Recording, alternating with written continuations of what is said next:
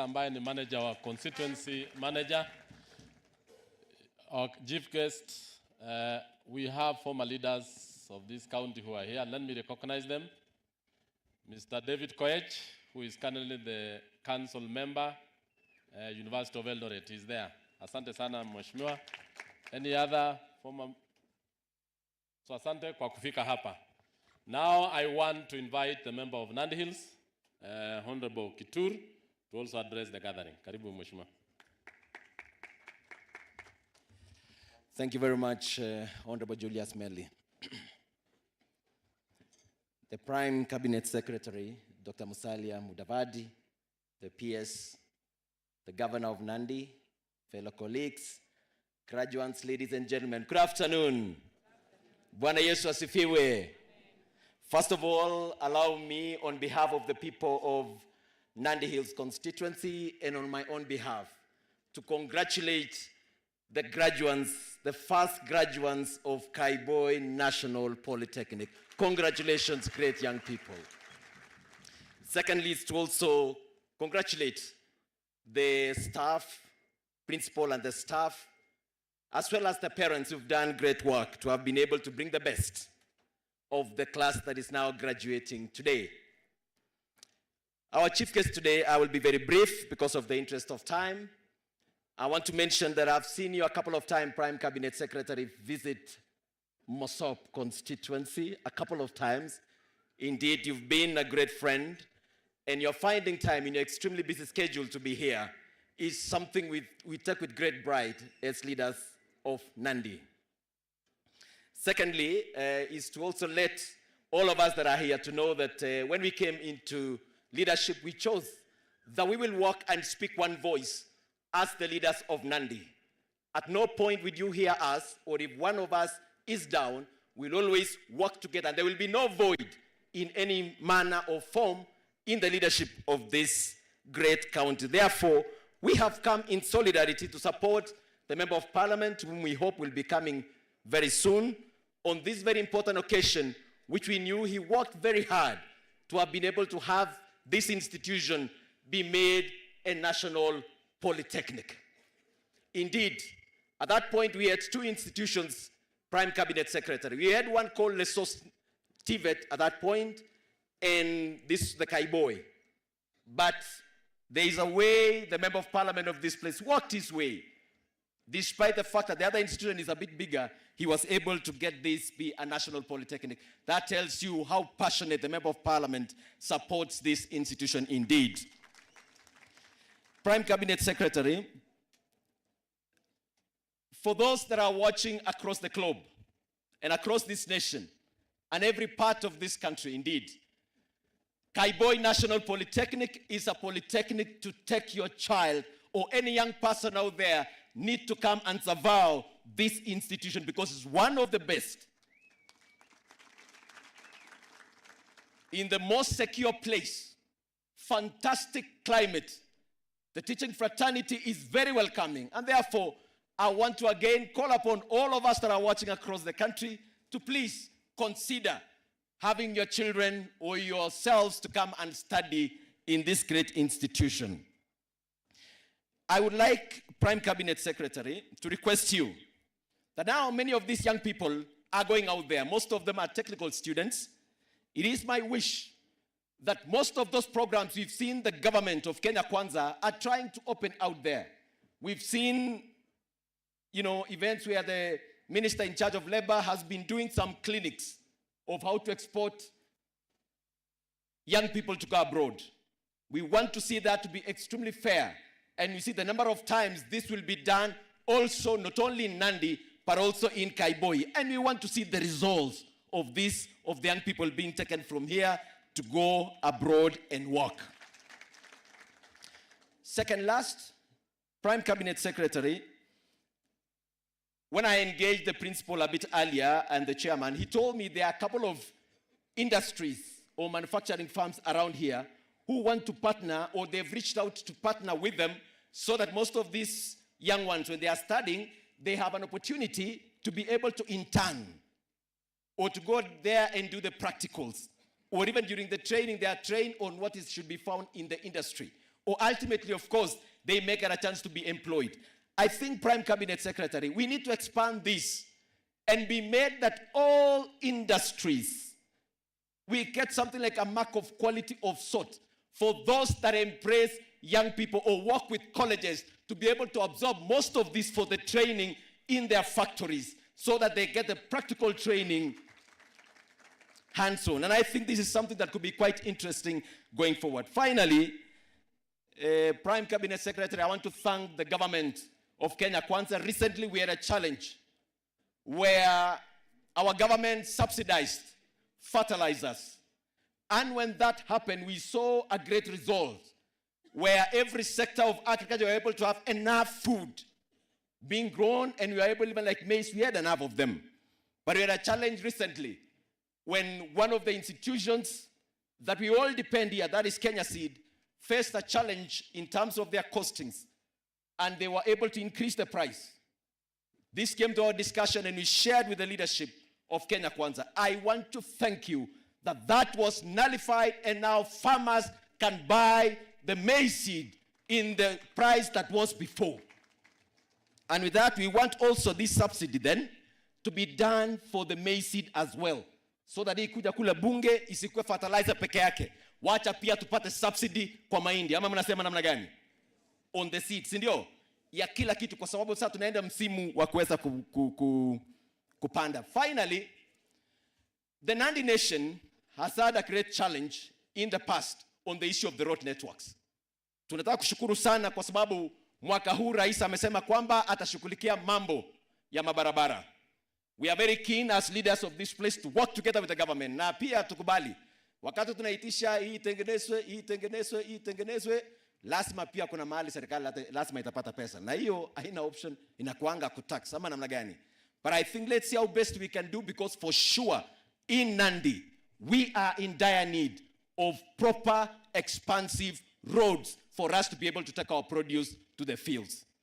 Prime Cabinet Secretary, umetembea hapa mara mingi, mimi nataka nikuombe kitu kimoja. Please, as much as you have all the other institutions of this country, kwa sababu wewe umependa Mosob mara mingi ukikuja hapa, I would want to tell you, also adopt this institution so that anytime they have an issue, apart from pia sana tusaidia hapo, hata wewe you take it as personal. Asanteni sana, and all the very best graduates. Asanteni na Mungu awabariki. Tushangilie Mheshimiwa Kitur. Asante sana. Prime Cabinet Secretary, the Principal Secretary, and all protocol observed. I just want to have a very short speech. First and foremost, I want to thank you, Prime Cabinet Secretary. You are one of the top leaders in this republic that are never controversial. In what sense? That you are development-oriented, you actually take your issues very seriously, and we as a people of this county have been watching you very closely. And we are saying we are actually behind you in each and every activity you do as a leader. We've seen how you have been carrying out presidential duties and your duties as a foreign affairs minister. We as a leadership of this region, led by our governor and the Rift Valley leaders, we are saying we want to wish you well as we move ahead. You are a friend to this county. You've come here not once, severally. And we as a leadership, we are saying, tunamkaribisha au namna gani? Tunamkaribisha Prime Cabinet Secretary. Wapi makofi ya Prime Cabinet Secretary? Wapi nduru ya Prime Cabinet Secretary? Bas, ya pili, I want to congratulate the graduates. As a chair of education and as a member of parliament in Red, I want to tell you, you've done the best for yourself. It took you long hours of studies. It took your parents time to pay. It took the lecturers or the trainers time to make sure that you have earned the skill. I want to tell you, graduates, you are the best graduates we have ever seen around here. Why am I saying so? You are leaving this place now a skilled person.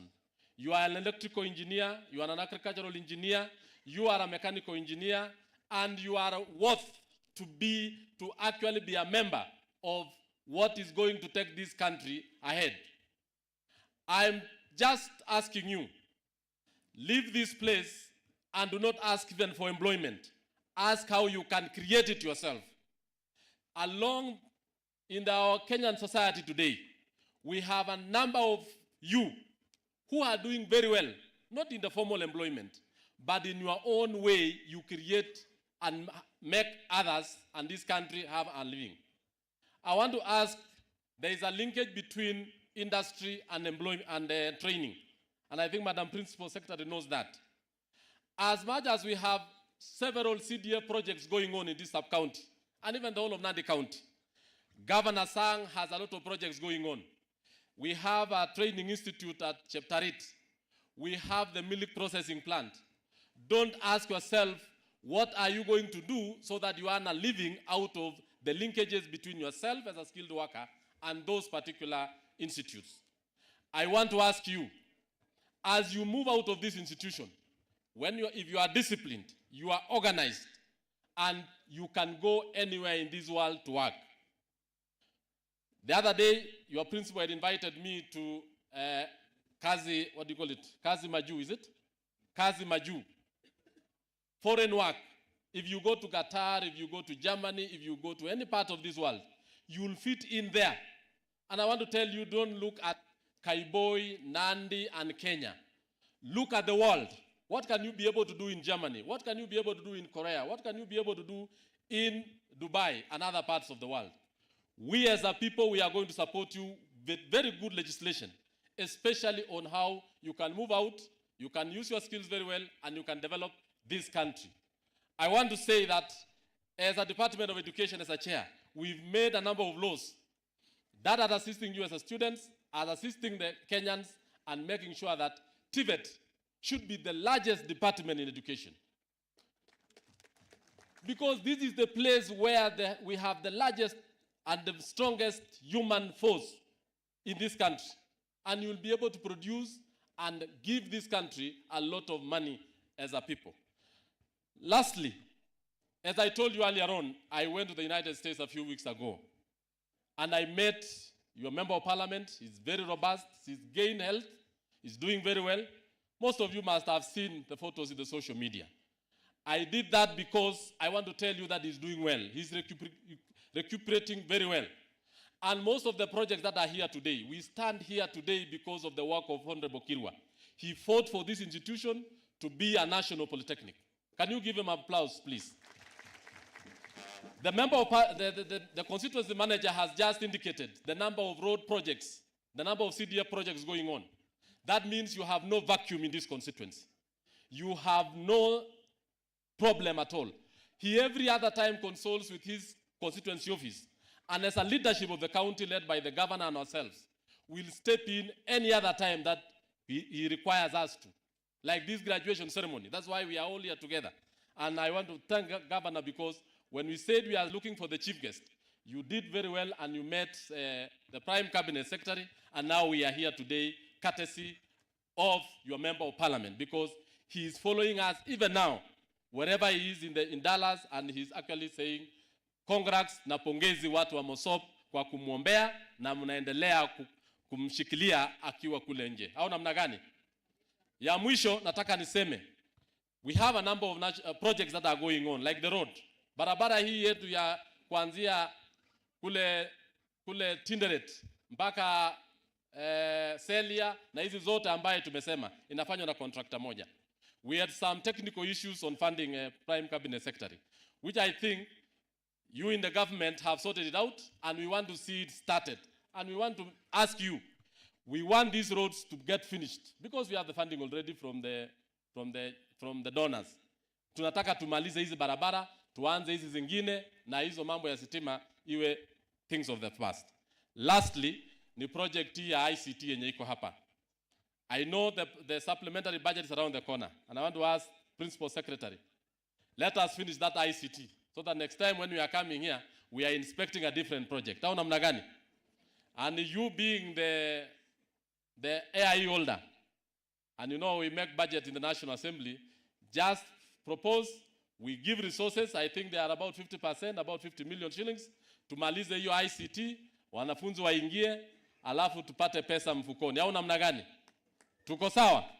Kwa hayo na mengi, asanteni sana Kaiboi, and I want to say, nataka tu niwaeleze kama kiongozi wenu, to support serikali yetu, kwa sababu programs ambayo tuko naye kama hiyo ya mbolea na mbegu, Mheshimiwa Kituru amewaeleza, we had the prices going up and we had a meeting where Mheshimiwa Kituru was seated na mimi kama representative ya Nandi County, na tulisema bei kuje chini. Let us also as a government, because we have been giving out subsidized fertilizer, let us subsidize the seeds so that we have large production of maize.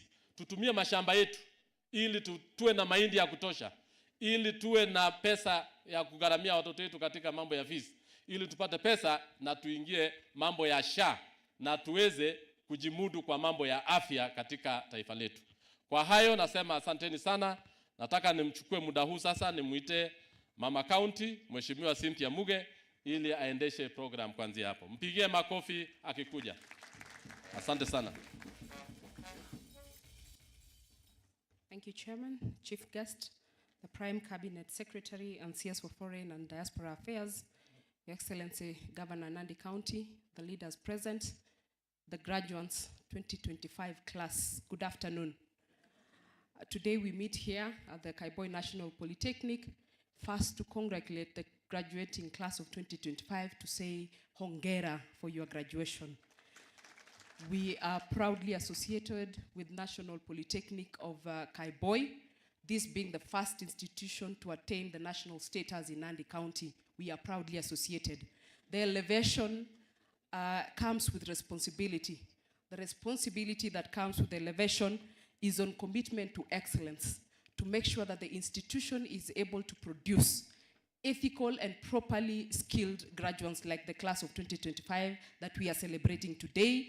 Again, the graduating class or the graduates of this year are going to be a proper trademark for Kaiboi National Polytechnic. And I ask the graduating class of 2025 that you be the proper ambassadors that this institution needs out there. How do you become the proper ambassadors of this institution?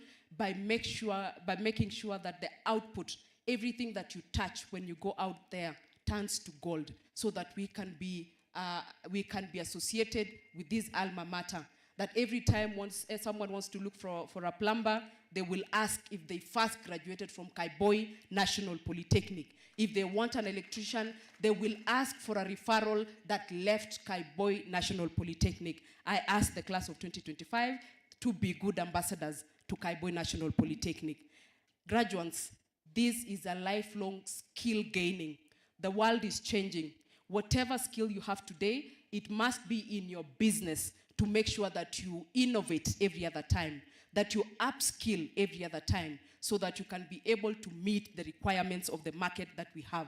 Kaiboi National Polytechnic is a resource hub, that we can have the human resource around here, and we have the capacity to actually train every student who wants to have a skill at the Kaiboi National Polytechnic, every student that wants to foster their other extracurricular activities, the sportsmen of this world. We are able as a national polytechnic to offer that training here.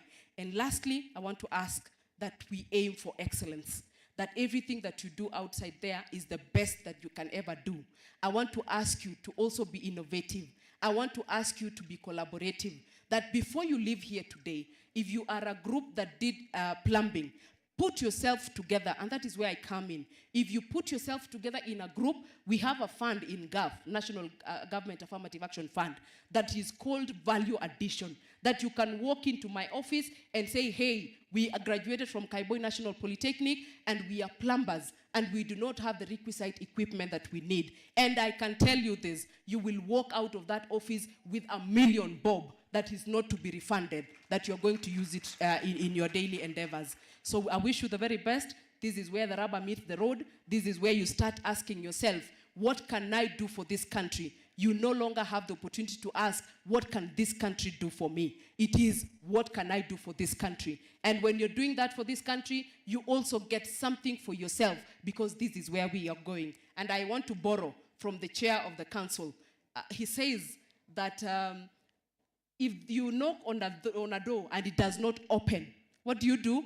You build your own, and you can comfortably open that door. Let us go out there, let us build those doors so that we can have them open for other people. I have 3 asks, Madam PS, and I am happy that you're here today. One thing, the first thing that I want to ask is, we are talking about exporting labor. Labor exportation has its challenges and its privileges as well.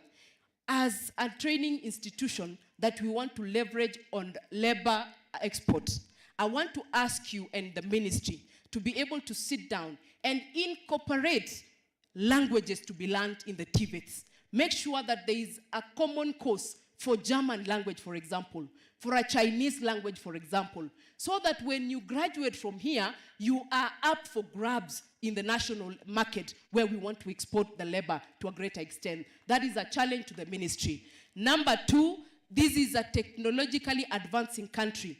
The training equipments that we have in our institution, most of them are outdated. They belong to the past. We want to ask the ministry to move with speed to make sure that we conform to the advancement of this life and this country and the world altogether, so that we can be able to upgrade and update the equipments that we use in our training here.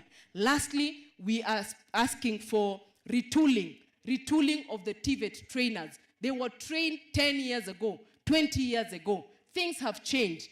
The market has changed. We are asking for retooling of those instructors so that they can be able to work in tandem with the current situation and the current country. So we wish you the very best, the graduating class of 2025, and I take this opportunity to appreciate the Prime Cabinet Secretary and the Cabinet Secretary for Foreign and Diaspora Affairs for making time to be here today. Your Excellency, sir, you are a statesman. We were speaking with my colleagues, the honorable members of the National Assembly. There was a time there was a lot of turbulence in this country, and we all met as a leadership, and you were present, and we all fought, and we all said all manner of things that we wanted to say. And when you spoke, when you stood to speak, you brought a different feeling in the room, and you said, okay, it's fine, it has happened, so what do we do next? I want to appreciate your statesmanship. I want to appreciate how you also carry yourself. You know, this morning when the Prime Cabinet Secretary came in, we were all in a hurry to go and receive him. So when we received him, we are used, I think, because of being young and whatnot, we are used to speed. When the Prime Cabinet Secretary went to his car, the pace and the speed that he used was so slow that you could have a conversation with him. That is the kind of person that we have as an advisor of the President of the Republic of Kenya.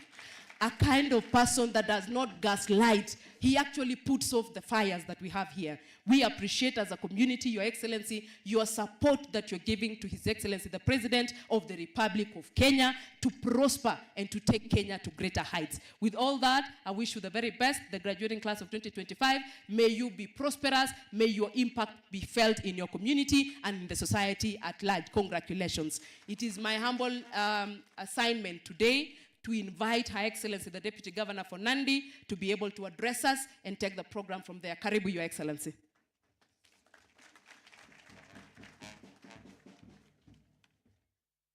Makofi kwa Mama County.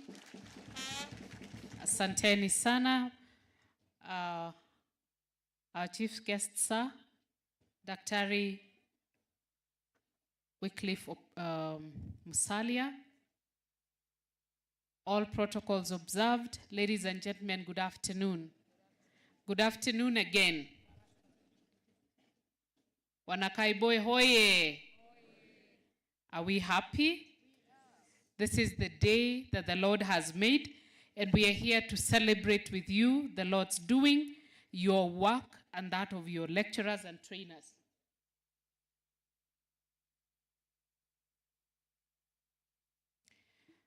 We're here to celebrate with you, and before I make my remarks, allow me, guest of honor, sir, to recognize representatives from industry who are here. I'm informed that we have a few partners and members from industry. We can be upstanding, kindly.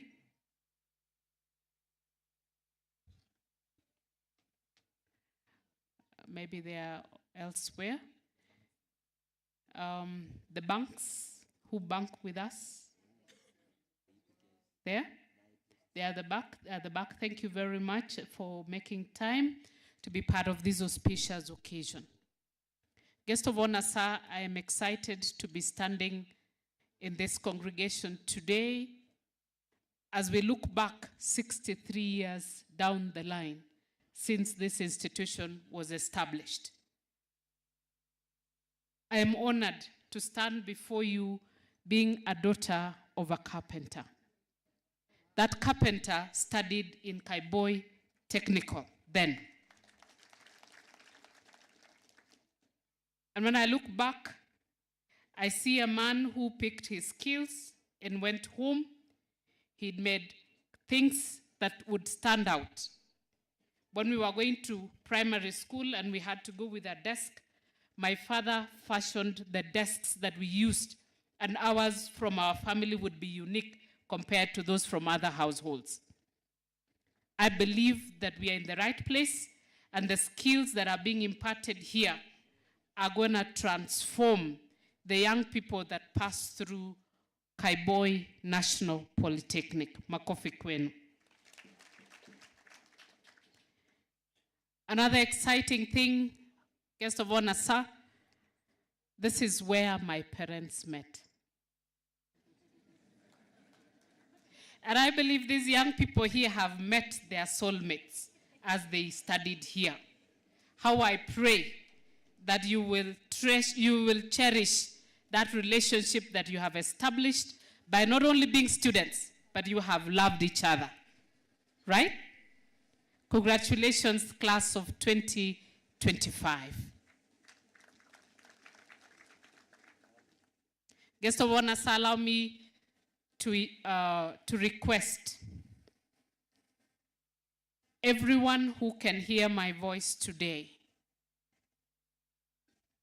that even as we support His Excellency the President, Dr. William Ruto, there are certain things that we need to give time. I know a bit of the challenges that we've experienced with SHA, we are trying to fix. For the people who are in Nandi, we are working tirelessly with His Excellency Governor Sang and the Department from Health and the National SHA Office to fix the gaps, the bottlenecks that exist in serving our people through SHA. Guest of honor, sir, allow me to also recognize the sponsor of this great institution, the Catholic Church of Eldoret. And we have here represented the Apostolic Vicar for the Nandi Pastoral Region, and we have a team of nuns who are looking very beautiful upande huu. We want to ask that the church, as you continue supporting this institution through prayer, through mentorship, especially for the young people, that you will consider providing, alongside what the institution here is giving, providing opportunities for spiritual growth for our young people, that they come out of this place here when they are all-rounded, that they have a skill, but they have a relationship with God. Kwa watu wa Masop, tunataka kuwashukuru sana kwa kuchukua fursa yenu ili mje tupokee wageni wetu. Mgeni wetu wa heshima, Daktari Musalia Mudavadi, ambaye amependa mambo ya masomo na amekubali kuja awe ni kiongozi wa kwanza kushuhudia kufuzu kwa wanafunzi wa kwanza wa Kaiboi National Polytechnic. Asanteni sana, tunawatakia kila laheri wakati huu ambao tunajiandaa kwa nafasi ya upanzi. Tunashukuru kwamba serikali kuu imesikia sauti na kilio cha wakulima kutoka sehemu hii, na kwamba bei ya mahindi mbegu imeshuka na sote tuende shambani. Tunaona kila namna ya dalili ya kwamba mvua haiko mbali. Tunaomba kwamba tuchukue nafasi hiyo ili tuweze kuhakikisha kwamba tumeagiza mbegu kwa nafasi inayofaa. Mbolea tayari ilikuja mwezi wa 12, na tunataka kuomba kwamba kama wazalendo, tushirikiane katika kukuza vyakula ili taifa letu liweze kuondoka katika aibu ya njaa. Guest of honor, sir, welcome again to Nandi County. We love you. We remember the last time you came and we had a Thanksgiving prayer in May 2022. And we made you kneel too much. But I'm sure that you enjoyed yourself as you came to celebrate with us. We'd love to hear from you today as you come to deliver the message from government. But allow me now to welcome the PS, Daktari Esther Moria, my big sister. Please welcome and address the congregation. Karibu sana.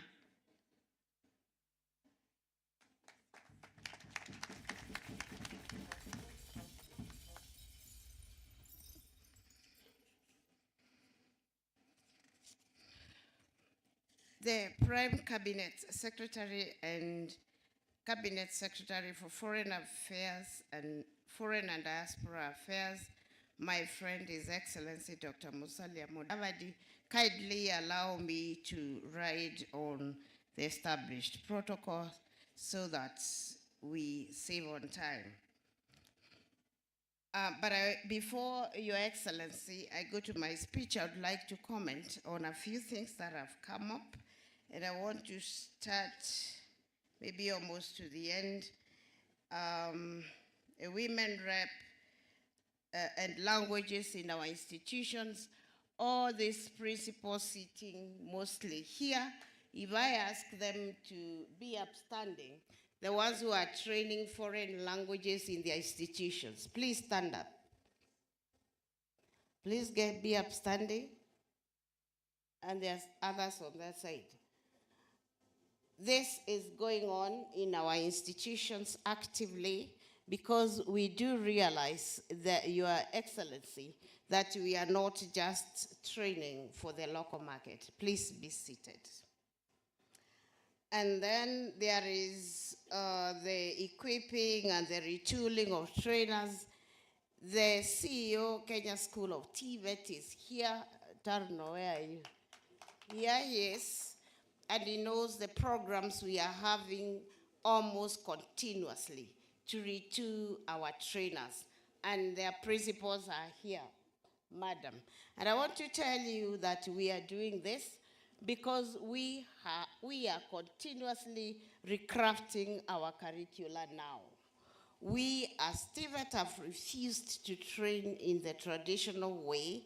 And right now, as we speak, Your Excellency, we are going into micro-credentials where, as in civil and building, we will train you in bricklaying to absoluteness and certify you.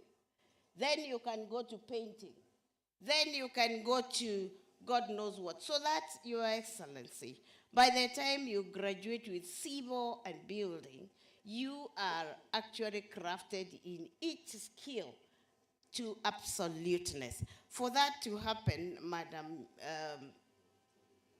Mitei, we have to continuously recraft our trainers, and the school is here to bear me witness. The recruitment of those who are going out, my chairman of Education Committee, we did recruit from this institution. Up to about 100 were successful, and we are preparing them for exit.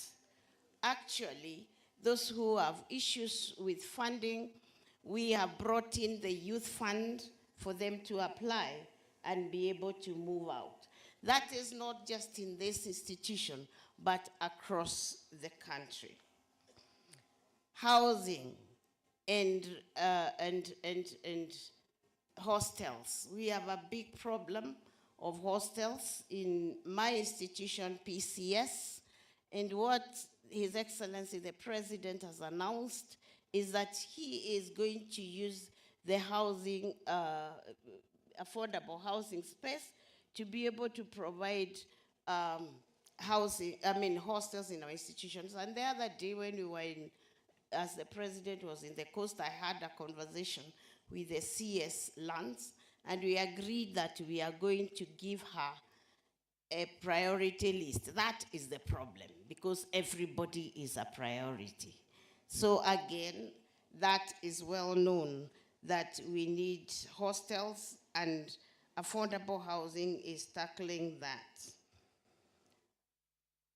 Recruitment and the trainers. Again, I agree, that is entirely my cup of tea, and I am working on it. Trainers are not enough, far from it, and me and the CS are discussing that.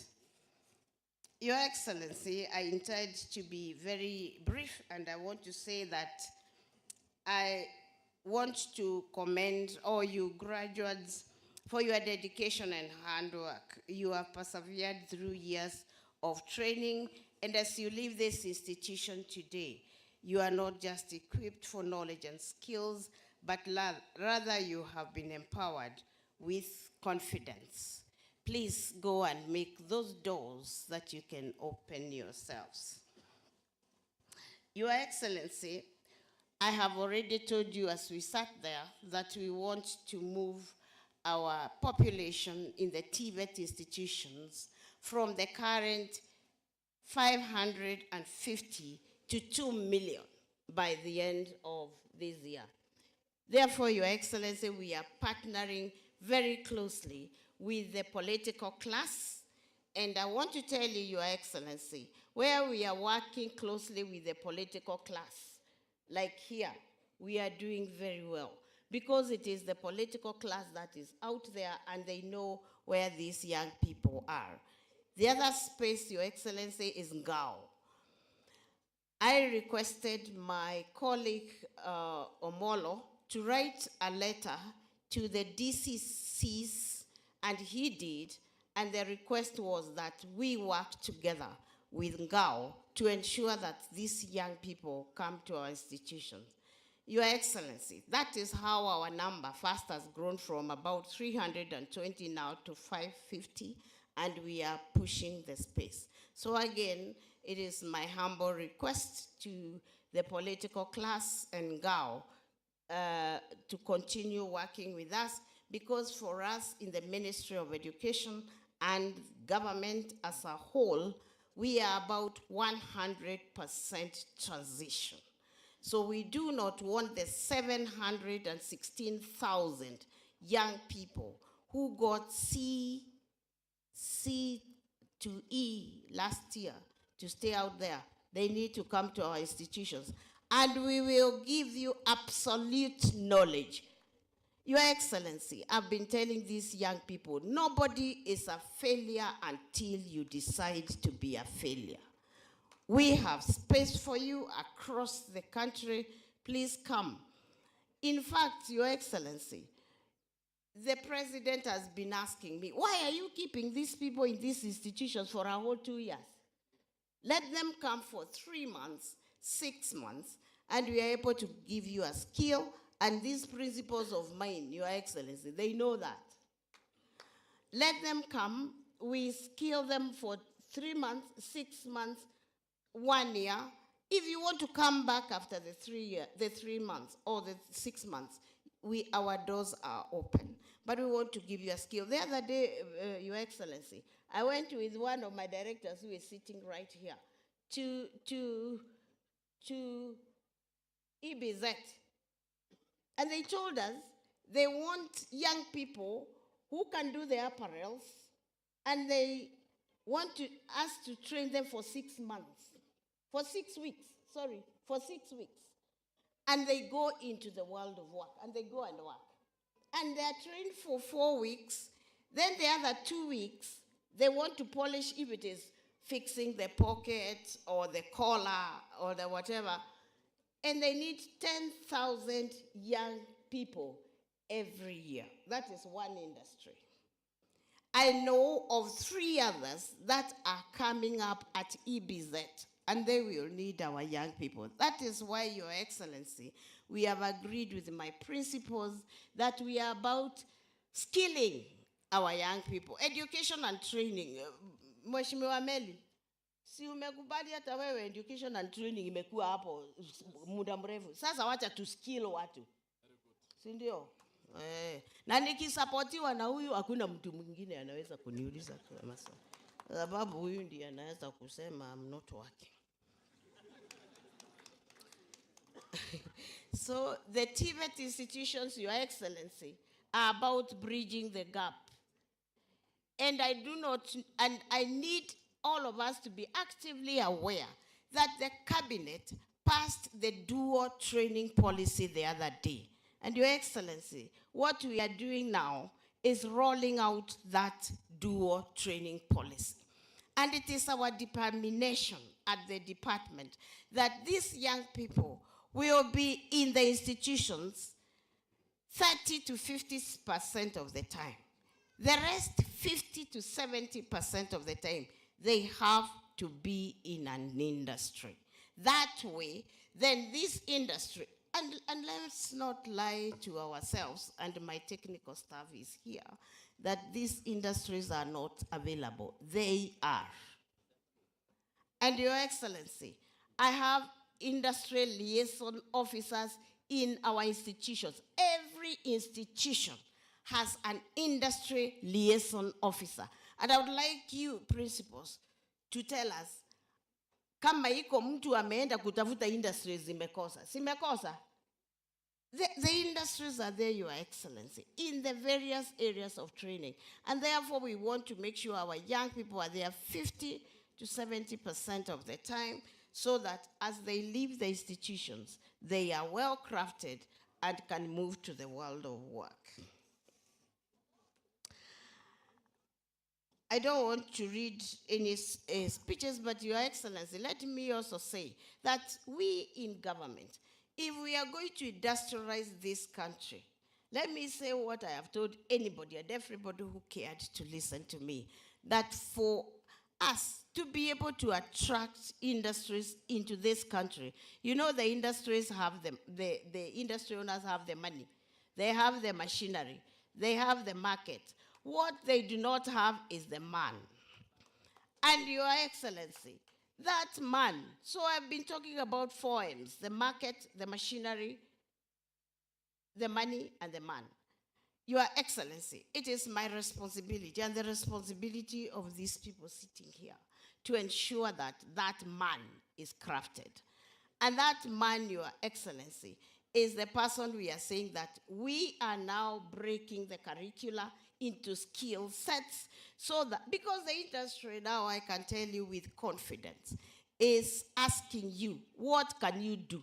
Sio ile certificate utakupatia hapa at the diploma in I don't know what.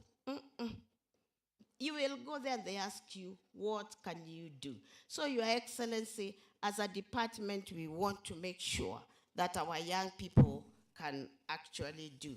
And that is why we are going into micro-credentials, and Your Excellency, we will soon be bringing the micro-credentials policy to cabinet to be able to accede to it. Today, as we celebrate these graduates, we are also celebrating the many milestones, which include competency-based education and training, dual training, recognition of prior learning. I hope everybody here seated here now knows what recognition of prior learning is. Your Excellency, we passed the recognition of prior learning policy last year.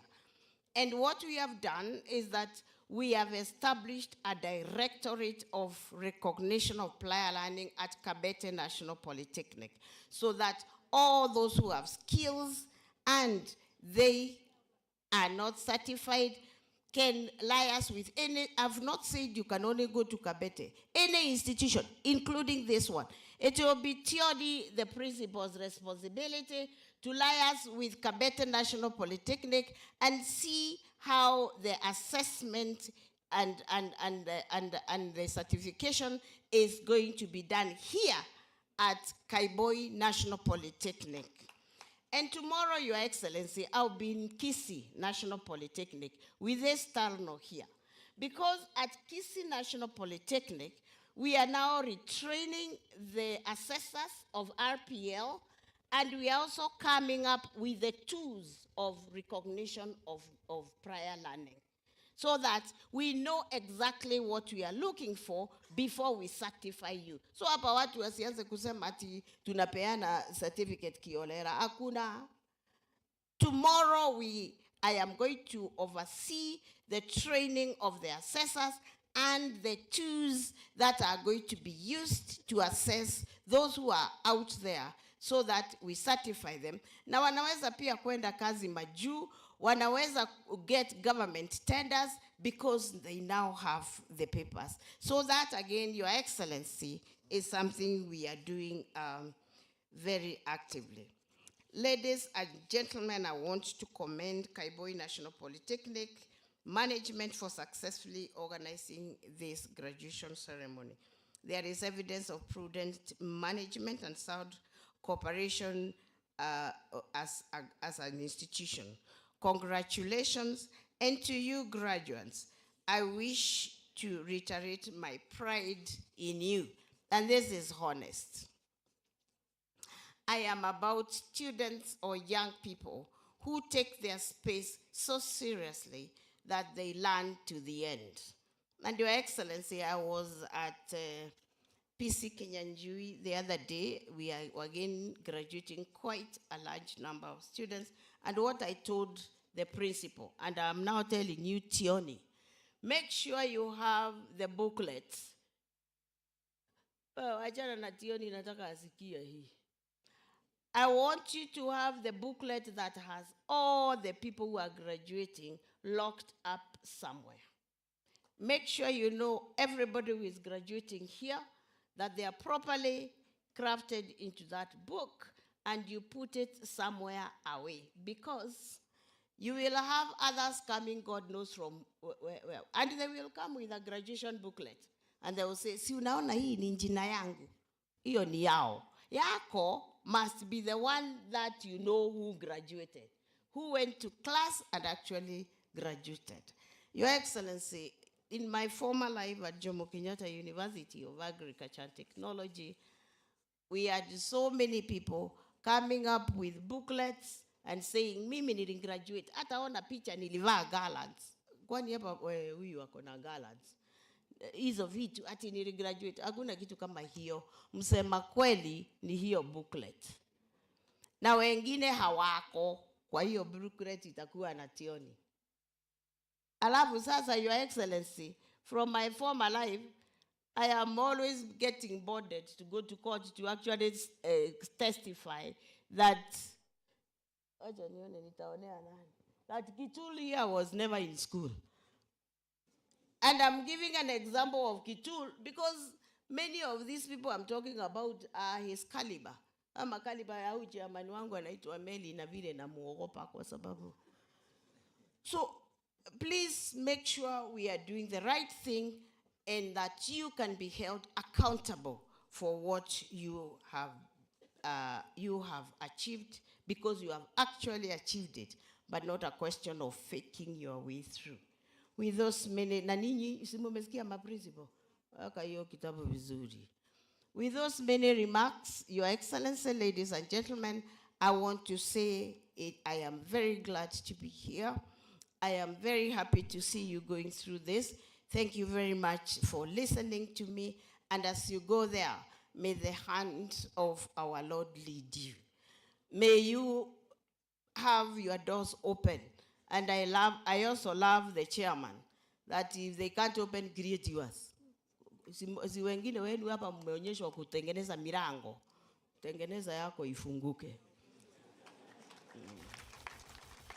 Na ikifunguka ita wengine wakuje muingie na wao. Si ndio? May the Lord bless you. Thank you very much for listening to me. And it is now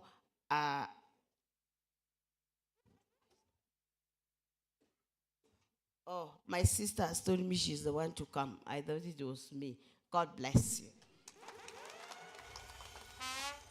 Makofi kwa Daktari Esther Moria. Thank you very much for talking to us and the many words of wisdom that you have shared with us. Allow me to inform this congregation that what she has shared about keeping those records of graduation lists is already working. Those of us who are in political space, before IEBC clears you, we need from the booklet ile ya graduation yako kudhibitisha kwamba ulihitimu na ukapita na ukagraduate. Kwa hivyo jambo ambalo dada amegusia ni jambo la muhimu ili sote, let us not play, let us not fake. Sometimes they say fake it until you make it. But this one, in this day and age, you need to be proficient, you need to be equipped, you need to be skilled. Guest of honor, sir, we in this county have tried our best to enhance opportunities for persons getting TVET education. Under the purview of county governments, we have vocational training centers. And one of the disparities that we experience is that for those who are going to our TTIs, or technical training colleges, they are supported through support of the new funding model. How we pray that that could be reviewed to include those ones who are going to our vocational training centers so that we are able to equip as many young people as possible. It is now my singular honor and privilege to welcome His Excellency Governor Stephen Tsang to come and address this congregation.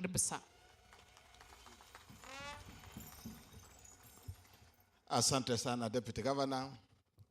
Your Excellency, the Prime Cabinet Secretary, Dr. Musalia Mudavadi, the Principal Secretary, the Principal, the Chair, colleague leaders, graduates, our parents, and the entire Kaiboi National Polytechnic fraternity. Good afternoon. I know time is gone.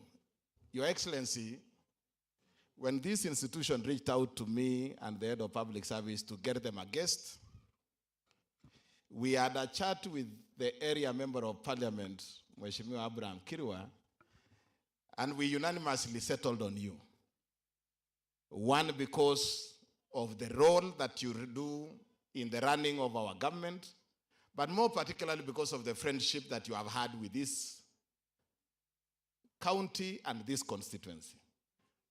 And I want to thank the institution and yourself, because when the initial date was 7th, and when we realized that your schedule would not allow, we persuaded you to give us this day. And in a very special way, I want to thank the principal and the chairman and the Kaiboi National Polytechnic fraternity for being flexible to allow us to move the graduation from Friday to Monday to accommodate your schedule, Your Excellency, and that today you are here. And we want to thank you in a very special way. Tumpigie makofi Daktari PCS. Secondly, Your Excellency, I know again the same institution might come for us next year. I want to load that responsibility of getting us the next graduation chief guest to you.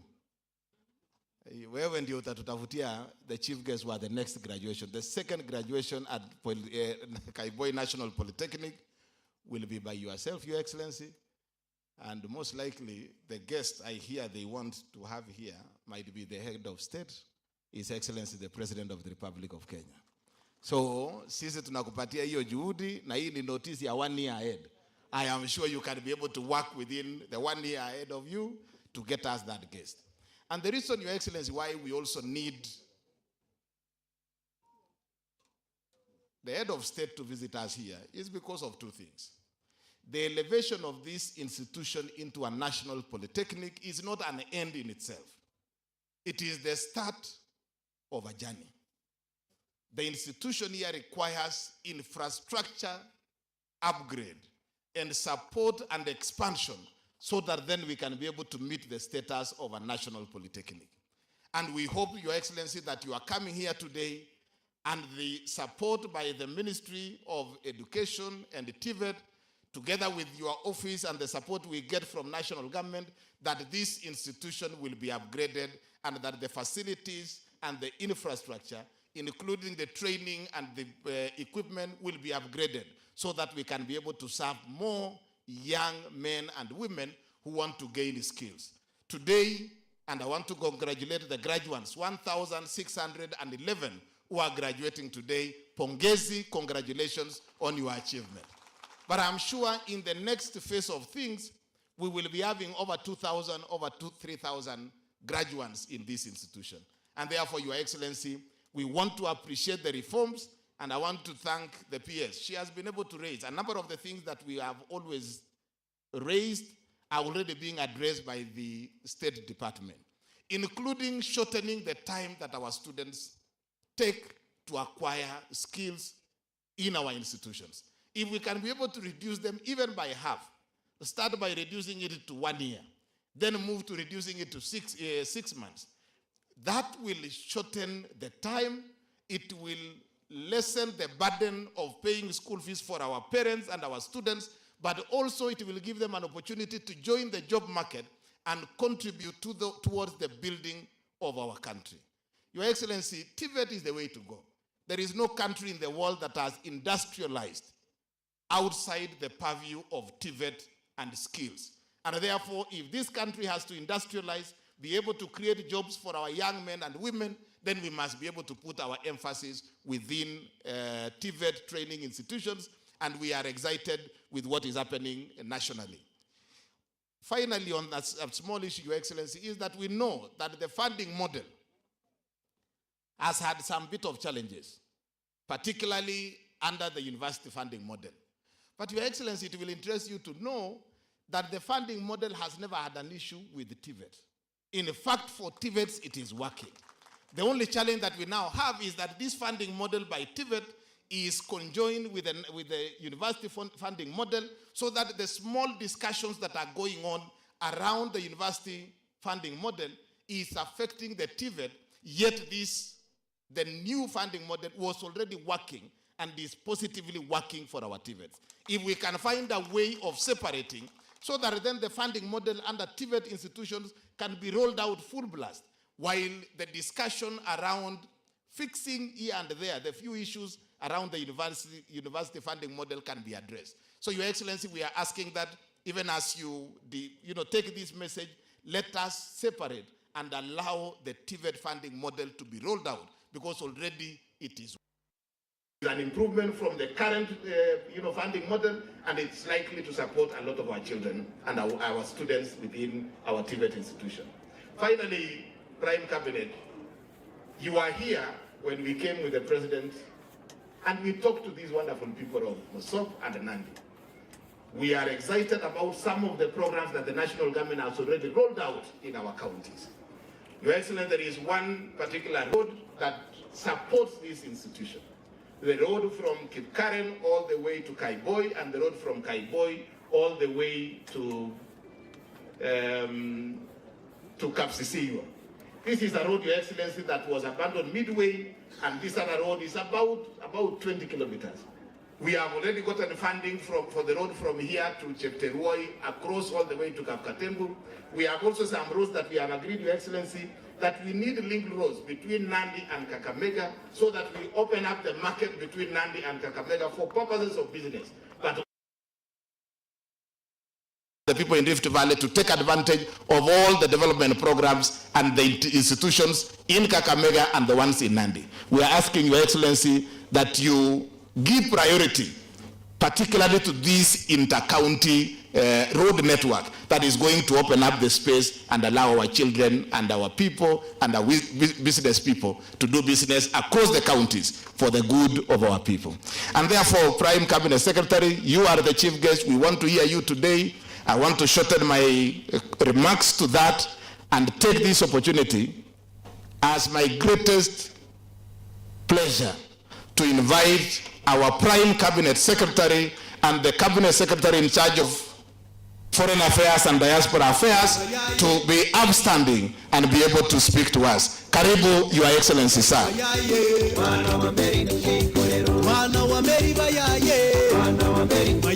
Thank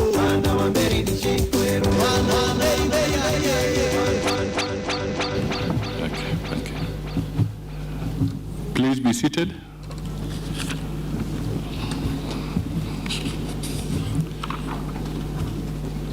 Your Excellency, Governor Stephen Sang, Governor of Nandi County, Dr. Esther Thara Moria, Principal Secretary, State Department for TVET,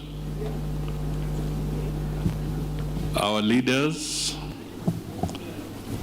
the Honorable Meli, who is also the Chair of the Education Committee in Parliament, Honorable Kitur, Honorable Cynthia Muge, and of course, in absentia, Honorable Kirwa,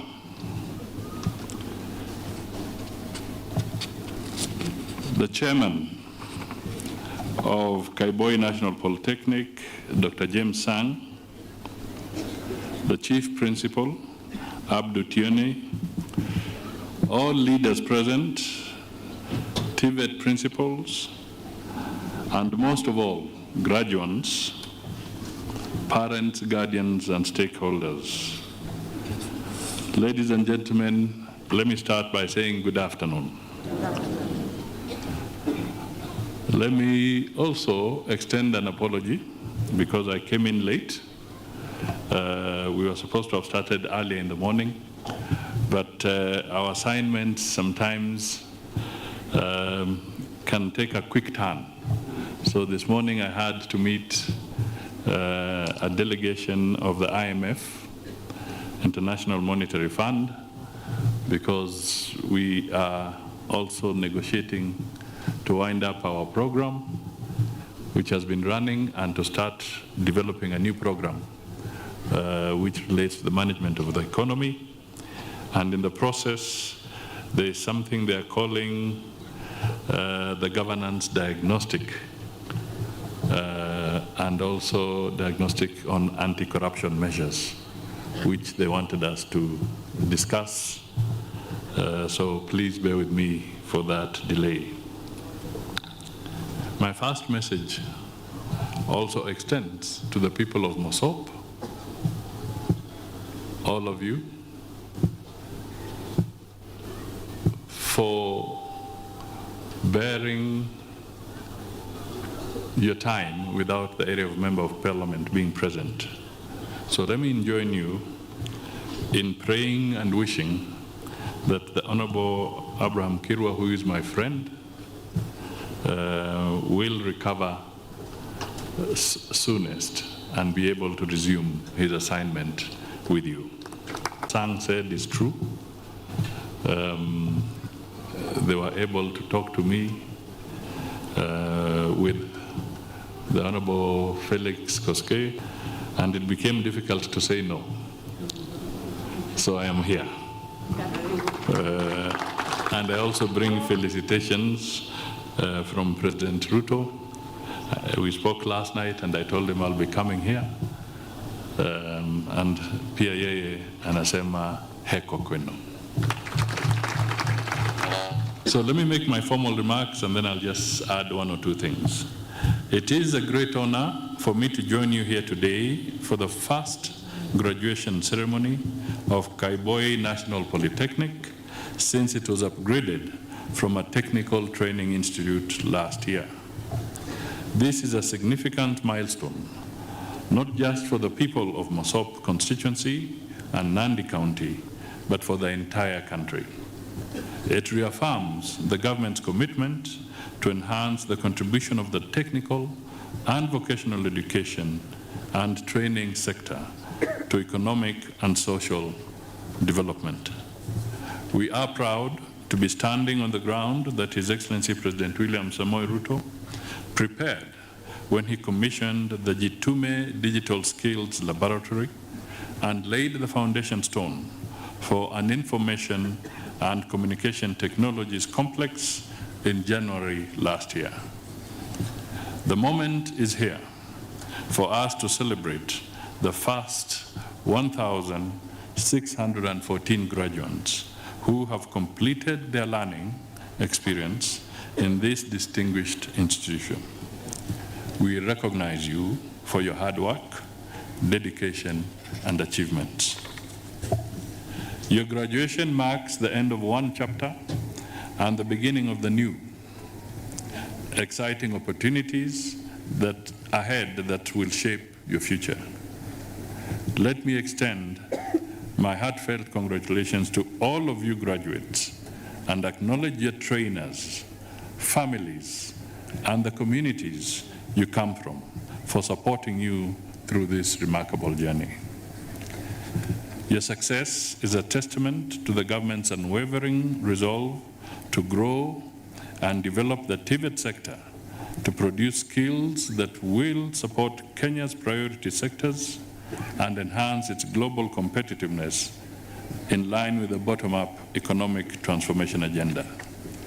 Through the TVET network, we are building a workforce that is not only skilled, but also adaptable, innovative, and prepared to meet the demands of current and future industries.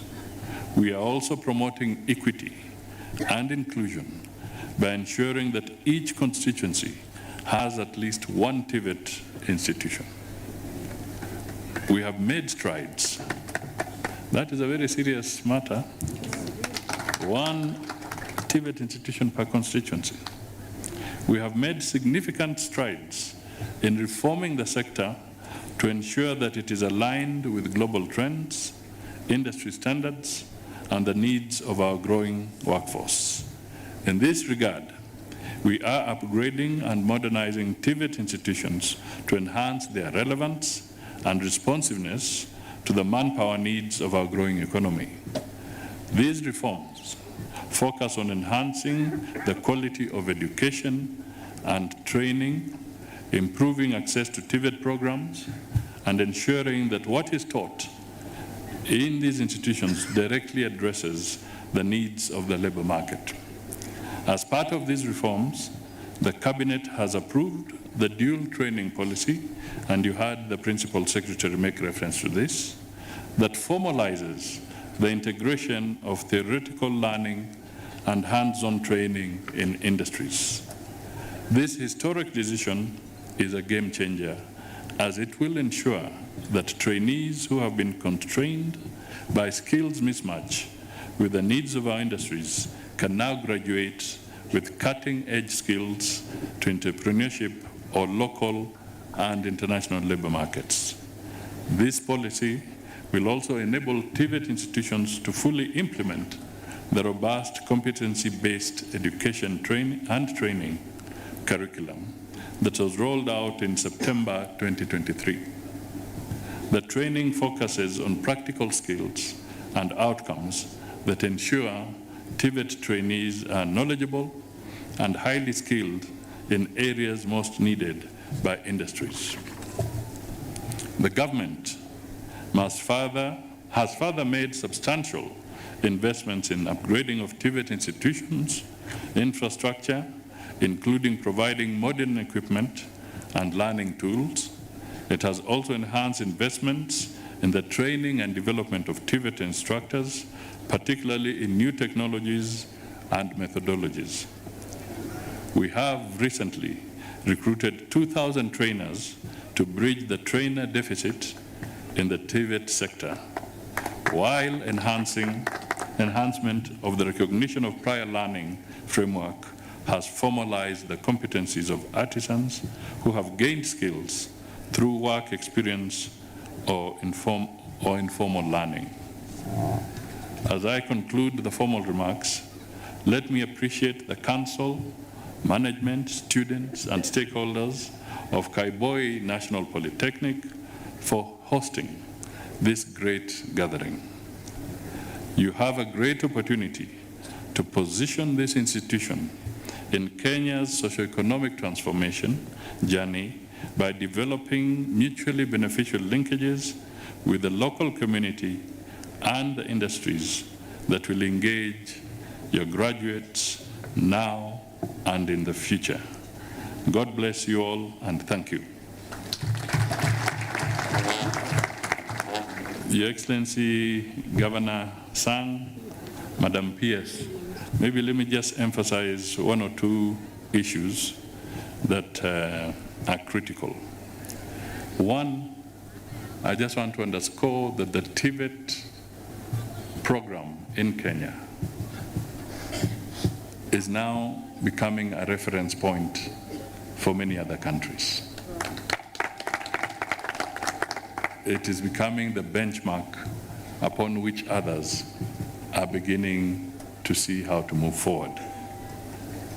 And I'm very proud to say that Madam PS here has been extremely passionate, and we really commend her in pursuing the growth of TVET in our country, together with her entire team. What you are doing is so important. I really want to thank you, all of you collectively and individually, on behalf of the government. Now, there are one or two issues that I'll just flag so that I don't take too much time. These good people want to be given the power to go and do what appertains to their training. But let me just flag about one or two issues. First, it's the funding program. In a few days' time, because there was a team that was appointed, a working group, a task force that was put together to look at the issues surrounding the funding program. And I know they have completed their report. They should be submitting it in a few days' time. And I believe, after broad consultations across the board, they have been able to identify where the challenges are. And in their recommendations, we shall have a lasting solution so that we can deal once and for all and in a sustainable manner with the issue of the funding of our institutions at the university level. And indeed, as you say, at the TVET, it has been functioning quite well. So I want to assure you on behalf of the government and on behalf of the Ministry of Education that this is underway, and you'll be able to get to know the details of the findings and the recommendations in a few days' time. Let me also just say that sometimes sisi wanasiasa tunaenda mbali. You will remember the debate that was there on the CBC. If you will recollect, it was a hot issue, very hot. And some were saying, scrap it, abandon it. It became even a very hot political issue. If you wanted to get makofi, upigiwe makofi kwa jukwaa, when we were campaigning, panda pale juu na useme hii CBC inamaliza wazazi, inamaliza wanafunzi, inamaliza nani, toa. That was the shortcut. That was the simplistic thing to do. And it had problems. It had teething problems. But gradually, we have overcome those challenges. And therefore, I want to give you hope that we shall also overcome the funding challenge. We overcame the other one, we are going to overcome this one. That is very important. And as we sit here, we have a very able chair of the Education Committee in Parliament is here, a son of the soil. And he has done a good job and he'll do a good job. And I'm sure through Parliament, they will also help us to quickly see that the appropriate recommendations that come out of the task force will be quickly implemented. And where there is need to adjust any legislation through his committee in this space, they will accelerate so that we quickly finish that matter and we move forward. So I want you to have faith and confidence that this will be resolved. Now, the other thing, and to the graduates, Be strong, be steadfast. Be young men and women of integrity.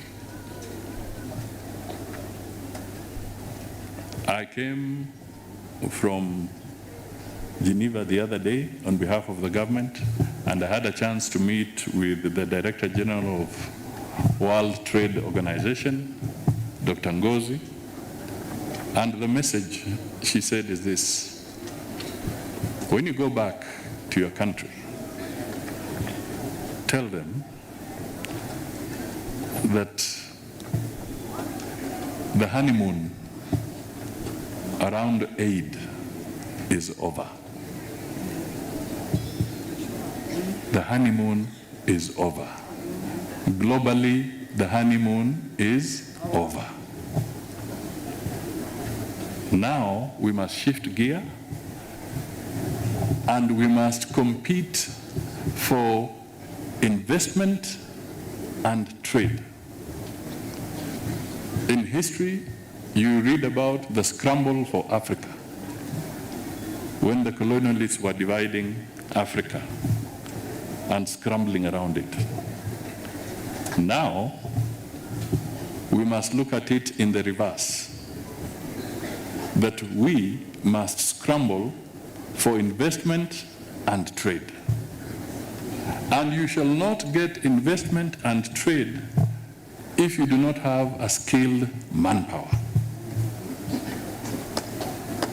Lazima uwe na watu wenye ujuzi, wenye tajriba, wenye wanafahamu kile mwekezaji anataka. Na ndio nyinyi sasa.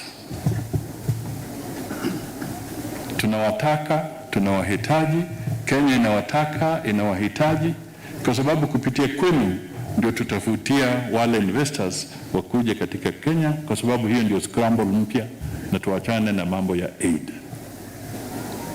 So we need you, we need your skills. Capital goes to where there is good skill. Ukienda kwa nchi ambayo watu hawana ujuzi, hawana nini, investors wanapotea, wanaenda kwengine. So Kenya has got an opportunity to really be at the forefront in this competitive area where we are now going for investments and trade and production. So you have everything cut out for you, and we must provide the enabling environment ile ambayo itamsukuma na nyinyi mwende mbele. And in all this, we need a stable government, we need peace, we need unity of the country, and we need to be a democratic nation. That is important. Hiyo ni ya muhimu sana. Msidanganywe, mtasilete porojo wengine hapa ya kusema iko shortcut ama nini. Hapana.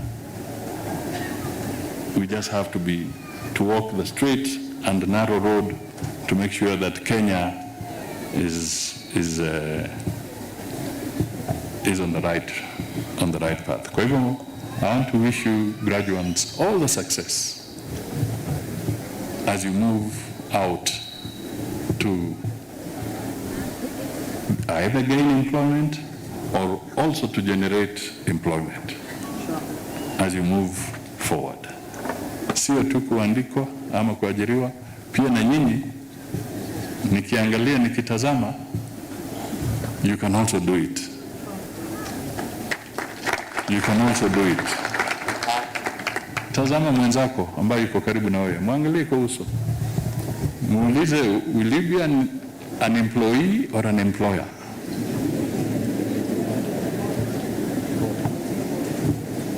That is the message, so that we can all work to move forward. Finally, kwa kisiasa hapa, Mheshimiwa Sang, unajua wewe ni gavana wangu tu. Zile barabara mmesema na nini, if you get the roads, I also benefit. If you say things, I benefit. Kwa hivyo, you have recruited me. I will be part of you kutetea hizo maneno Na wajumbe vile wamesema tutaungana so that when there's an opportunity, a good thing that is coming here comes to all of us as Kenyans. Na pia nataka niwaambie ndugu yangu majority leader alisema mambo ya earthquake. Najua sasa wewe unataka kuvunja nyumba za wenyewe. Lakini tuko sawa, tunaendelea vizuri, tutashikana so that we can all pool resources to this place. I also want to let you know, as my very good neighbors and friends, najua wakati tulizungumza mambo ya earthquake, tumeenda sasa a notch higher. Sisi kwa ANC na UDA sasa tumeshikana, we are now one. Sasa tunasonga mbele, tukienda mbele, and the judgment will remain with the voter. President akizungumza mambo ya housing, wengine wanataka kuleta kelele. Sasa kwanza walitupeleka koti hapa na pale. Sasa juzi nimeona wanasema now where will be the title deeds for the houses, the sectional head, sectional titles. It is the government of the day that generates titles. Please, for heaven's sake, who does land adjudication? Government. Who issues titles? The government. Who created the law to allow the sectional titles? Yani, when you are on top of a flat, sectional title, nile title for the upper floors, not the ground one. Who created the law for sectional titles? Government. So surely, why are you looking for the smallest of things to make it look like the housing program is a problem for the people of Kenya? Always trying to give wrong information. It is the government of the day that issues titles. And there's a procedure to issue titles, including the sectional titles. So don't mislead people on a matter like this.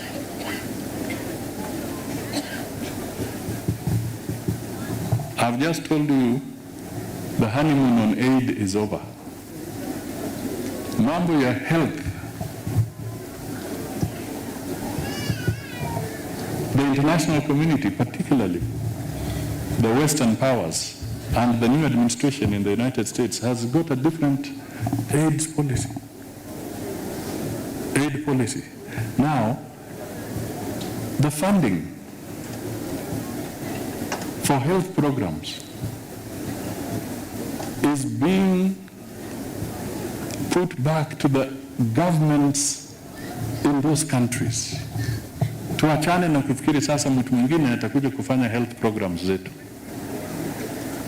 Ni sisi wenyewe, the government of Kenya, the government of Uganda, the government of Tanzania, the government of where, you name those governments. Aid has come to a standstill. Now, we may have some challenges on the universal health care, which we must all collectively address, the ones that are here and there, just the way we are talking of challenges in the funding program where we need to address. We will do that. But I want to ask you now,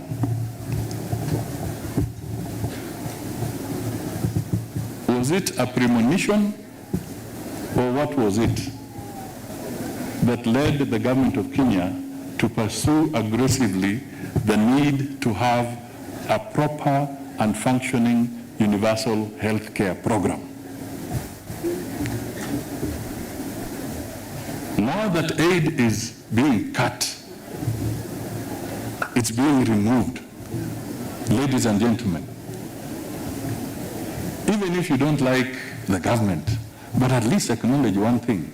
There was foresight, they were planning ahead. Because now we are in the area where aid has been cut. So who is going to care for the sick in Kenya? It is us. Because the international community has told us, ladies and gentlemen, we are not going to take care of your sick anymore. The sick in your countries must be taken care of by yourselves.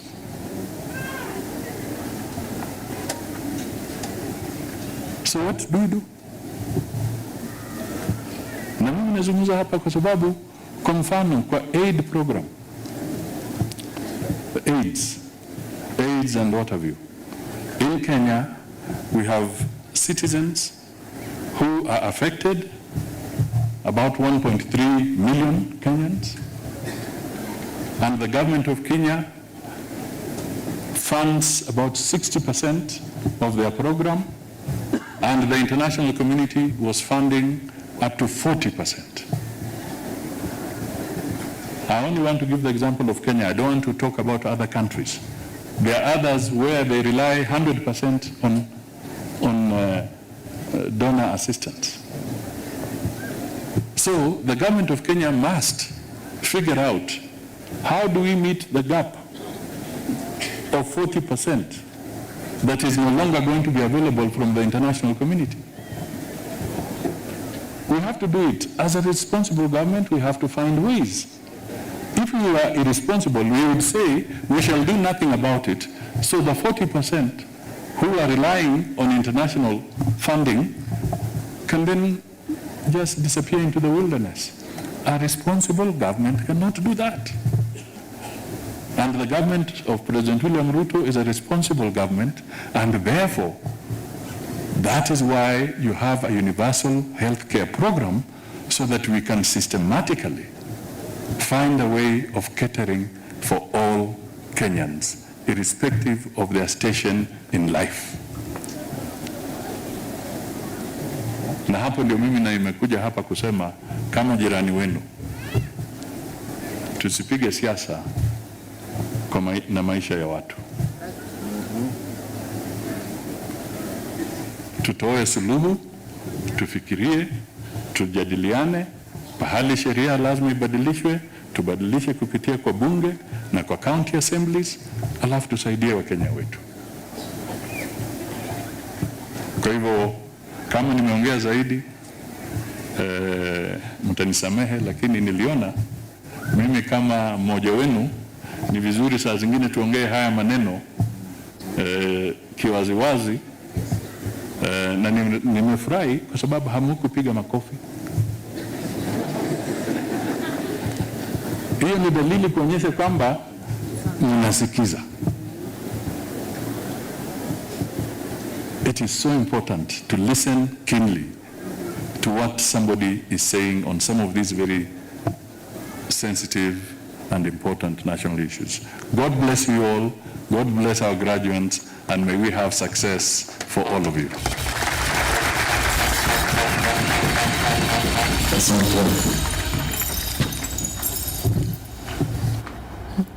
Asante sana mgeni wetu wa heshima. Nafasi hiyo kwa sasa, mgeni wetu wa heshima, utaniruhusu niweze kumkaribisha naibu mwalimu mkuu James Odwar aweze kuendeleza ratiba inayofuata. Karibu sana sana.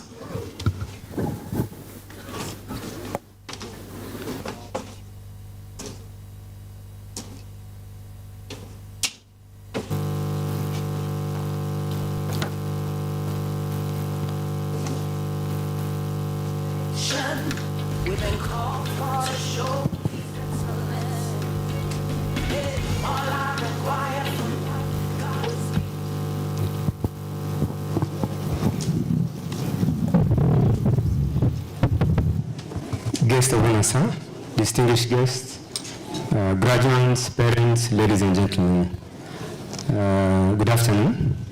Let me take this opportunity to welcome all to our function.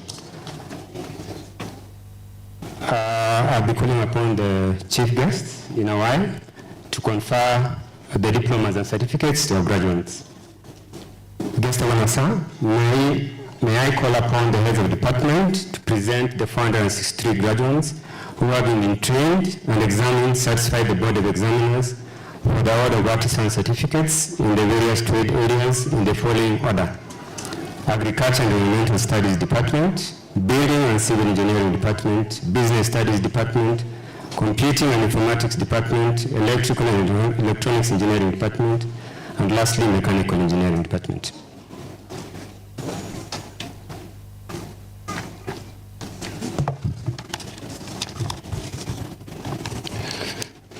Guest of honor, sir, may I present the following 69 graduates in the Department of Agriculture and Environmental Studies who, having been trained and examined, satisfied the Board of Examiners for the award of Artisan Certificate. Distinction: Kipkoskei Godwin. Credit: serial number 2 to serial number 31. Pass: serial number 32 to serial number 69.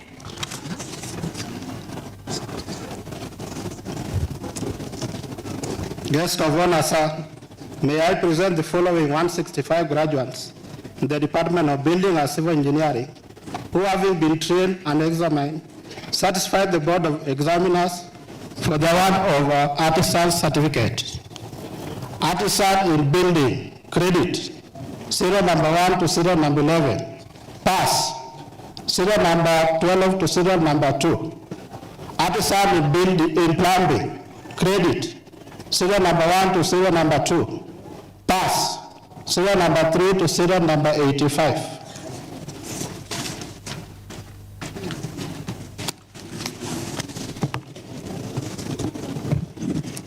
Guest of honor, sir, may I present the following 86 graduates in the Department of Business Studies who, having been trained and examined, satisfied the Board of Examiners for the award of Artisan Certificate, Single and Group Certificate, Shorthand Typist, serial number 1 to 3, Copy Typist, serial number 1 to 83.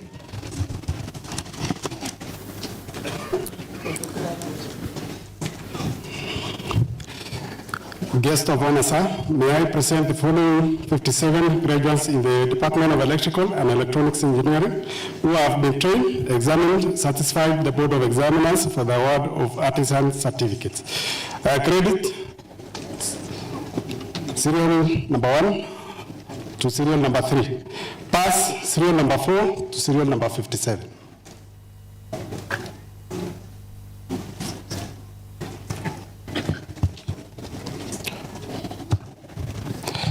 Guest of honor, sir, may I present the following 86 graduates in the Department of Mechanical Engineering who, having been trained and examined, satisfied the Board of Examiners for the award of Artisan Certificate. Artisan in Motor Vehicle Mechanic. Credit: serial number 1 to serial number 6. Pass: serial number 7 to serial number 76. Artisan in Welding and Fabrication. Credit: serial number 1 to serial number 3. Pass: serial number 4 to serial number 10.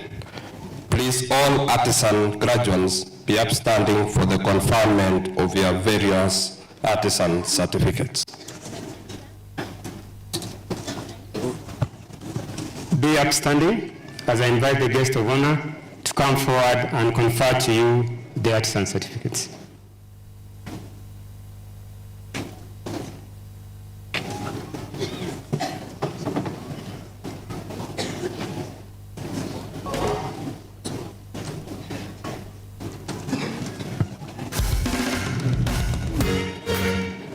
Guest of honor, I invite you to come forward and confer the artisan certificates.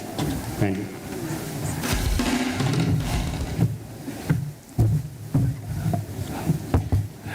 Okay.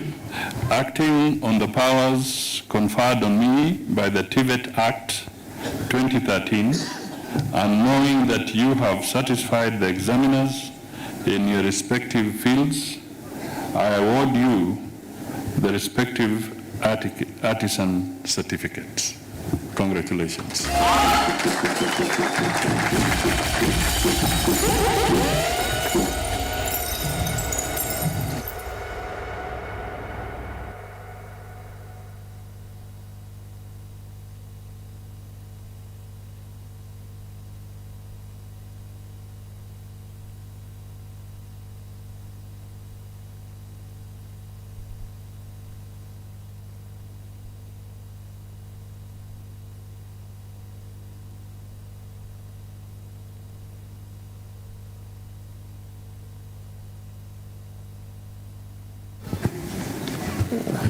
We now move to the crafts graduates. Kindly, as your course is called, kindly rise up.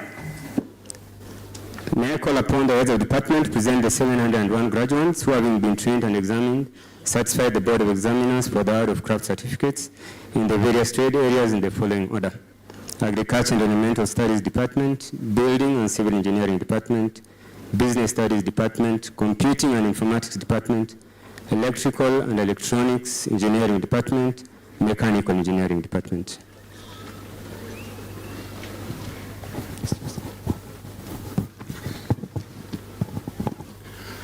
Guest of honor, sir, may I present the following 201 graduates in the Department of Agriculture and Environmental Studies, who, having been trained and examined, satisfied the Board of Examiners for the award of Craft Certificate. Craft Certificate in General Agriculture. Distinction: Cheruyot Edwin, Chauke Adams Kipkenei, Kibet Emmanuel, Kiblimo Peter, Sang Kipchirchir Emmanuel, Vincent Kipet Koech. Credit: serial number 7 to serial number 139. Pass: serial number 140 to serial number 151. Craft Certificate in Food and Beverage. Credit: serial number 1 to serial number 13. Pass: serial number 14 to serial number 56.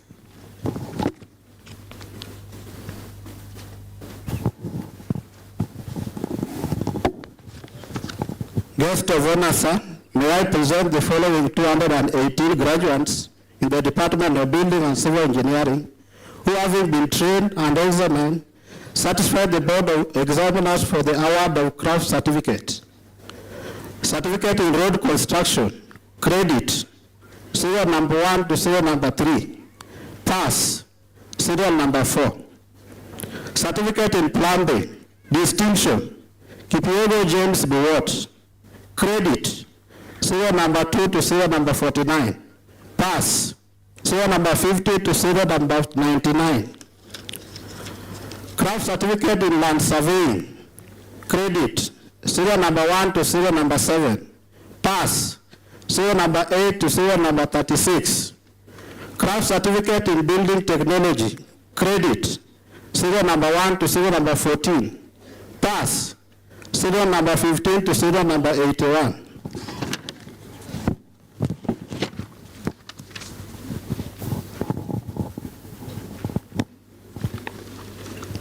Guest of honor, sir, may I present the following 52 graduates in the Department of Business Studies who, having been trained and examined, satisfied the Board of Examiners for the award of Craft Certificate. Certificate in Business Management. Credit: serial number 1. Certificate in Cooperative Management. Credit: serial number 1. Pass: serial number 2. Certificate in Human Resource Management. Credit: serial number 1 to serial number 3. Certificate in Supply Chain Management. Credit: serial number 1 to serial number 15.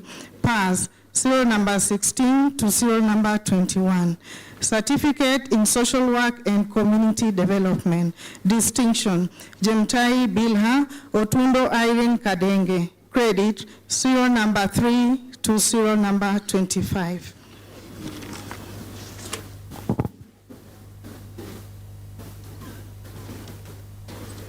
Guest of honor, sir, may I present the following 38 graduates in the Department of Computing and Informatics who, having been trained and examined satisfied the Board of Examiners for the award of craft certificate.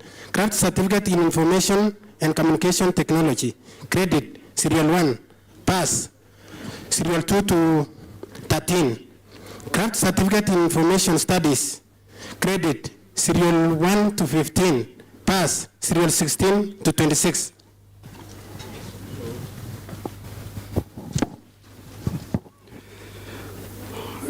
Guest of honor, sir. May I present the following 96 graduates in the Department of Electrical and Electronics Engineering who have been examined, who have been trained and examined, satisfied the Board of Examiners for the award of craft certificate. Credit, serial number 1 to serial number 65. Pass, serial number 66 to serial number 96.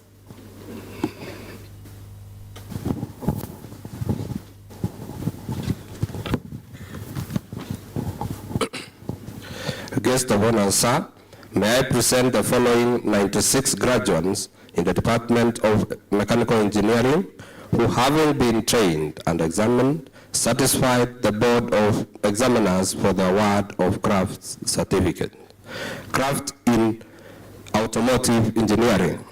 Credit, serial number 1 to serial number 25. Pass, serial number 26 to serial number 45. Craft certificate in mechanical engineering production. Serial number 1 to serial number 9. Pass, serial number 10 to serial number 40. Craft certificate in agricultural engineering. Serial number 1 to serial number 5. Pass, serial number 6 to serial number 11.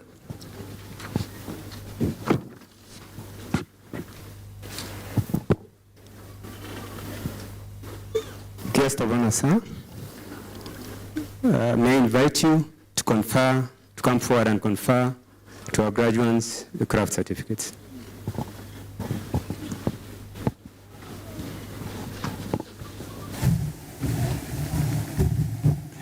Acting on the powers conferred on me by the TVET Act 2013, and knowing that you have satisfied the examiners in your respective fields, I award you the respective craft certificates. Congratulations.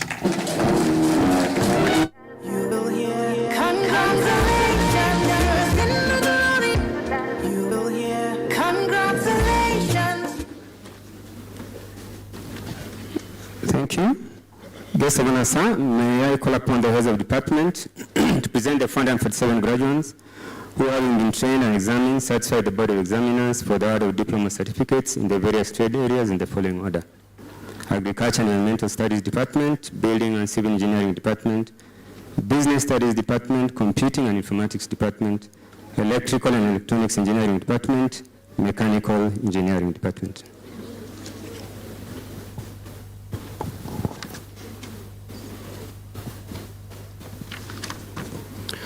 Guest of honor, sir, may I present the following 79 graduates in the Department of Agriculture and Environmental Studies who, having been trained and examined, satisfied the Board of Examiners for the award of diploma certificate. Diploma in General Agriculture. Distinction, Chepkorir Matrona. Credit, serial number 2 to serial number 40. Pass, serial number 41 to serial number 75. Diploma in Sustainable Agriculture. Pass, serial number 1 to serial number 2.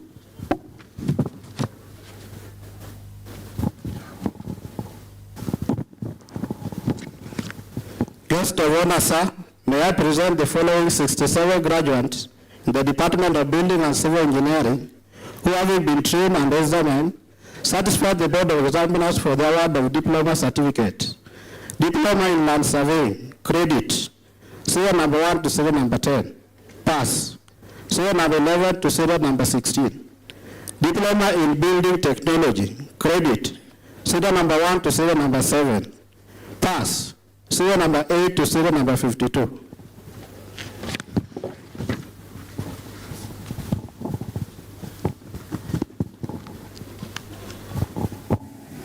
Guest of honor, sir, may I present the following 89 graduates in the Department of Business Studies who, having been trained and examined, satisfied the Board of Examiners for the award of diploma certificate. Diploma in Accountancy, credit, serial number 1 to serial number 11, pass, serial number 12 to serial number 34. Diploma in Business Management, credit, serial number 1 to serial number 3. Diploma in Cooperative Management, credit, serial number 1 to serial number 3. Pass, serial number 4 to serial number 5.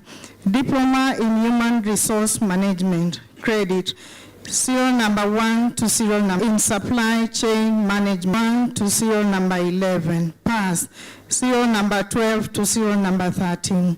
Diploma in Secretarial Studies, credit, serial number 1 to serial number 2. Social Work and Community Development, distinction, Chelagat Faith, Chemtai Faith, Chemtai Lydia, Chepkorir Faith, Sharono Flossie, Sharono Ruth, Cheryl Cynthia Cheriot, Jelimo Daisy, Jeruto Gladys, Juma Valerie Atieno, Kaiboi Jerome Ruth, Kimeli Dixon, Kwemoi Glorin Chepkorir, Muge Chepkoech, Simba Maziko Bay.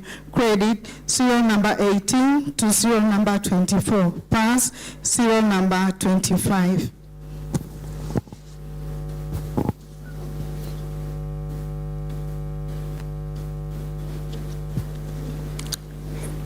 Guest of honor, sir, may I present the following 84 graduates in the Department of Computing and Informatics who, having been trained and examined, satisfied the Board of Examiners for the award of diploma certificate.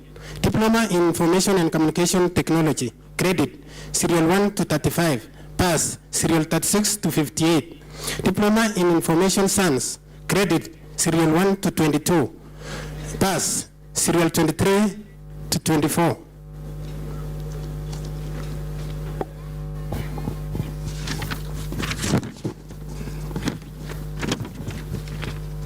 Guest of honor, sir, may I present the following 45 graduates in the Department of Electrical and Electronics Engineering who have been trained, examined, satisfied the Board of Examiners for the award of Diploma Certificate in Electrical and Electronics Engineering.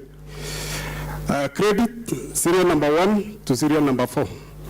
Pass, serial number 5 to serial number 45.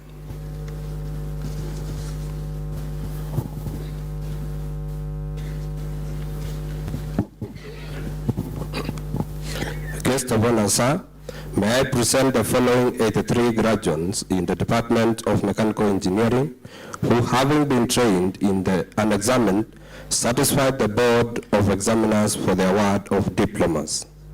Diploma in Automotive Engineering.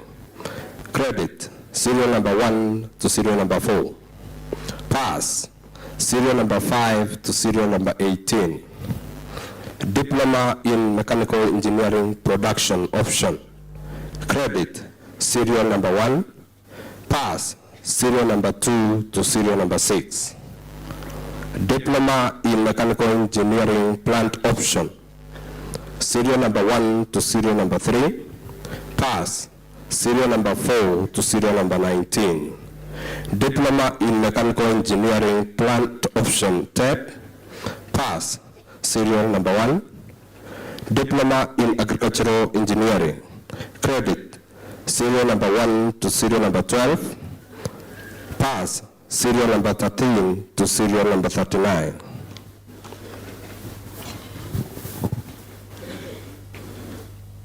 Guest of honor, sir, I invite you to come forward and confer to our graduates the diploma certificates.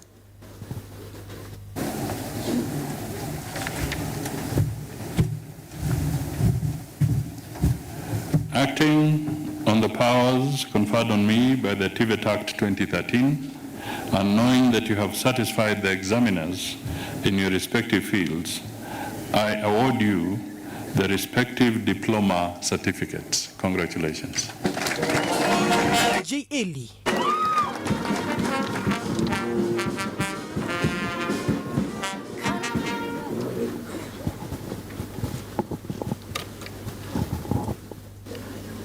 Thank you, guest of honor.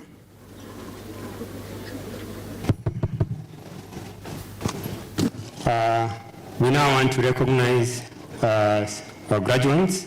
We want to give them special recognition for special performance in leadership and academics. I want to call upon these 3 students, graduates, to come forward very fast. Daisy Jelimo, Diploma in Social Work. Come forward. Mazuri, tumpigie makofi mazuri. Matrona Jepkorir, Diploma in General. Makofi tena. And lastly, Dennis Kaiboi Korir. Wapi makofi yake tena. Na wakiwa wamesimama hivyo, tutaomba mgeni wetu wa heshima aweze kuja ili aweze kuwasawadi. Karibu sana mgeni wetu wa heshima unapowa sawadi. Guest of honor, sir, we award the valedictorian award to Daisy Jelimo for exemplary performance, getting a distinction in social work and community development. Makofi tena mazuri anaposawadiwa na mgeni wetu wa heshima siku ya leo. Makofi mazuri tena. Asante sana. Yes, sir. Yeah. Guest of honor, sir, let me invite Matrona Jepkorir, who got a distinction in Diploma in General Agriculture. We are giving him the title of Salutatorian Award.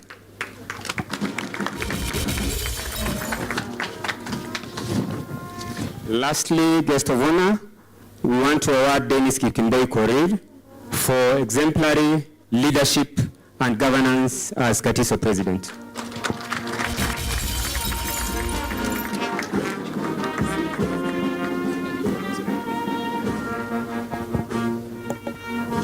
Asante sana mgeni wetu wa heshima, tunaweza kuketi sasa.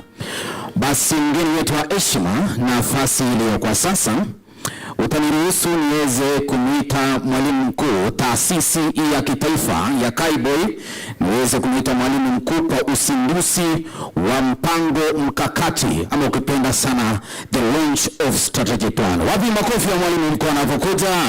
Asante sana, karibu sana.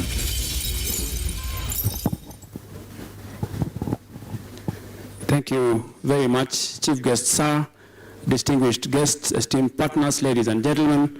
It is with great honor and privilege that I stand before you today to officially present the Kaiboi National Polytechnic Strategic Plan 2024-2029. This plan is a testament to our collective commitment to progress, innovation, and sustainable development. As we embark on this journey, I wish to say that this strategic plan is more than just a document. It's a bold vision, a clear direction, a promise to deliver to our mission with excellence, accountability, and inclusivity. With great confidence and optimism for the future, I now officially